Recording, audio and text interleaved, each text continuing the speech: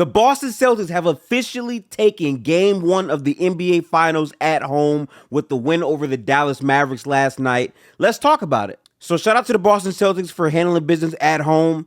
They took Game 1. It was a dominant performance. There's a lot to talk about. Everyone's going to first tell you about Kristaps Porzingis. Should not be a surprise. I said coming into the series that Kristaps' offensive value was going to be very, very high with his shooting ability and the amount of mismatches he would be able to see. But no one knew how healthy he would be. For him to give them 18 points on 7 for 9 shooting was big. But I really feel like there's a player on the Celtics that no one is really talking about as much. This is that player. Brown a sidestep. And Lively just picked up his 5th foul. Lively will sit down. 5 fouls in 14 minutes. Doncic throws it up. Jones can't quite get it. Kleber does.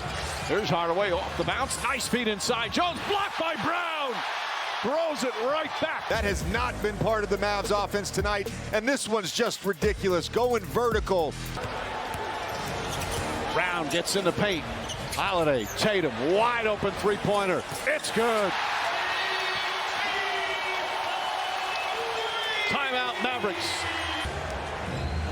So Tim Hardaway Jr. Back up Doncic. Good clean look. Brown. Brown drives inside. Shot clock winding down. Horford just gets it off and hits the 3. Mike, they can't contain the ball, and Boston is just relentlessly attacking off the drive. Irving shot blocked. Brown again with the rejection. Jaylen Brown was absolutely sensational in Game 1 for Boston. Again, with the plays that you saw right there, his defense, the rim protection, the way that he was able to touch the paint. And I understand the lead that they had, but again, a part of Boston's big problems is maintaining the lead at times with their decision making. And I think Jaylen Brown jumped off the page because, I mean, offensively, when he was touching the paint, he was generating catch and shoot threes. And a big part of Boston's offense is having Tatum, Brown, Drew Holiday, White, whoever, be able to touch the paint and kick and swing in the Boston offense. And he had so many plays where he would make the pass to the passer that found the open man. Like, that is a shot that he was able to generate, and he's comfortable with giving the ball up. I know he might not have had many assists, but that to me is playmaking. And for Jaylen Brown, a guy that had a lot of criticism, I believe that I was right to criticize him. He has shown that growth in his game all season long, all postseason long, and now on the biggest stage in the NBA Finals, he did that. And to me, he was a big part of why they were able to maintain the lead despite calming down from 3 in that third quarter. And don't get me wrong, Porzingis is very, very important in what he was able to do with his points and what he did in the first half against mismatches. That was for sure a big presence. But Porzingis played 21 minutes. And I do think I do think Joe Mazzulla was smart to bring him off of the bench because ultimately this is his first game in a month. He has to work himself into rhythm, into shape. And I think he was able to come into the game and ease into the energy of a playoff game. And he really gave them big contributions. But for Jaylen Brown to play defense the way that he did, doing a good job on Luka Doncic, being a good switch defender, vertically contesting shots at the basket, taking away lob threats, and most importantly, putting pressure on the Dallas defense. I mean, earlier in one of those clips, you saw Jaylen Brown going at Derek Lively and drawing the 5th foul. That was such a big play to me because you're taking one of their best bigs and shot blockers off of the floor for like the final 3 minutes of that third quarter, and you saw that they were able to balloon the lead back up to near 20, and they went on a crazy run right after that. And to me, Jaylen Brown deserves credit for putting his head down and contributing to Derek Lively's foul trouble, where they could not afford to play him any more minutes. And it makes sense because Derek Lively is a rookie. He's a great defensive player for sure, but obviously on this stage, this is where all the margins matter, right? The rebounds, the transition game. And I think in terms of margins, Jaylen Brown contributed a lot with his rebounding, the way that he pushed the pace in transition, the way he was probing for threes, all of that. He just played a phenomenal game. And I feel like Porzingis is going to get a lot of the love, and rightfully so. But I do think the unsung hero of Game 1 is Jaylen Brown. He does deserve a lot of credit for that. And I understand a lot of people want to basically get to Tatum and shit on him and say he's not a top 5 player, all this and all that.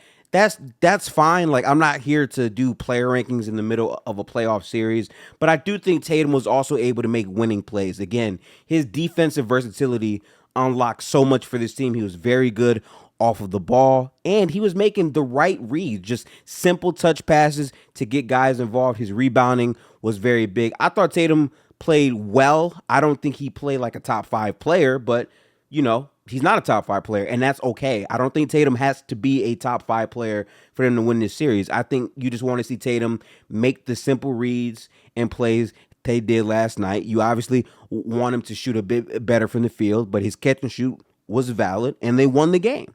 I think this was a complete team win from the opening of the game to the end of the game, and that is what that is what Boston is hunting for. They are looking to execute as a team and win as a team, and I think in the biggest moment, they did that for 4 quarters.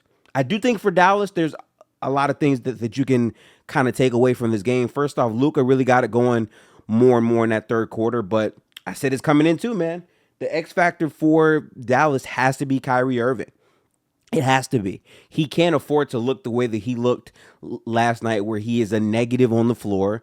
He's not making the wide open looks, which, again, that's shooting variance. I'm pretty sure Kyrie's going to have a better game in the series, but they need to get out and push pace. Boston dictated pace way more than Dallas did in that game 1. And a lot of it was because they were speeding up, they were converting defense into offense, and they were in transition. And I said coming in, the transition game is going to be very, very important because Boston likes to hunt threes and they like to get out. And when they have Tatum or Brown or even White getting steals and getting out in transition, that is how they beat you, especially if they're going to out-rebound you, which the guards, oh my God, the guards in this game, and Drew Holiday, Derek White, Brown, like they were legitimately crashing the glass and getting big rebounds. Multiple players for the Celtics had offensive rebounds. It's different if they have one player give them 4 to 5 offensive rebounds. You have multiple players with more than 1 offensive rebounds, and a lot of it came down to the guards having 6 or 7 rebounds.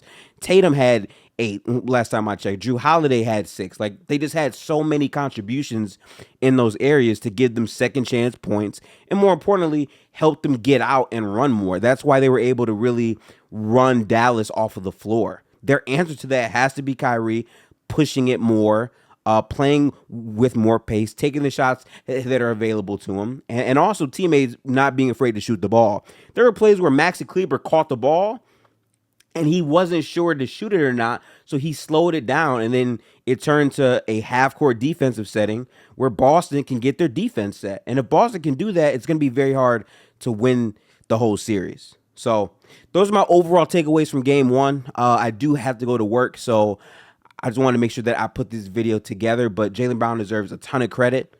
Give him the credit that he deserves. But again, it's only one game. I did have Dallas winning game 1. They didn't do that, so we have to see how they bounce back in game 2. I have the Celtics in 7 games. I'm going to stand on that prediction.